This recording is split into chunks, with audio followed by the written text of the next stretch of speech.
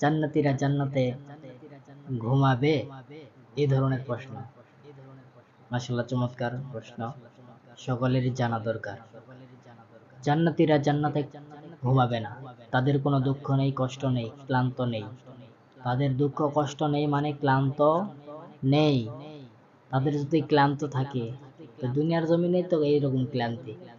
ক্লান্তি মানে কি, মনে করেন আপনি সকালবেলা খারদি খাওয়া কইরা কাজে চলে গেছেন, যাওয়ার পরে ওই কাজ সেরা আপনি বাসায় ফিরছেন, ফেরার পরে কি যেমন ওই যে সারাদিন কাজকর্ম করছেন, করার পরে ক্লান্ত ক্লান্ত ভাব, এখন কি করবেন?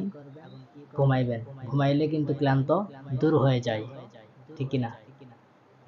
তো তারা জান্নাতে ঘুমাবে না, তারা ক্লান্তই, তাদের তো ক্লান্তই হবে না, তারা ক্লান্ত ভাব এরকম ভাব আসবে, তারা সবসময় সুখে থাকবে, তাদের কোনো ক্লান্তি হবে না। বিষয়টা ক্লিয়ার? তাদের কোনো ক্লান্তি হবে না, তারা ঘুমাবে না, তারা সুখে সুখীময় থাকবে।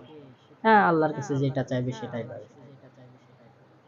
তো প্রিয় ভাইয়েরা, জান্নাতীরা জান্নাতে কি ক্লান্ত অনুভব করবে না, তাদের ক্লান্তি হবে না, দুঃখ হবে না, কষ্ট হবে না, তারা সুখেময় সুখে থাকবে।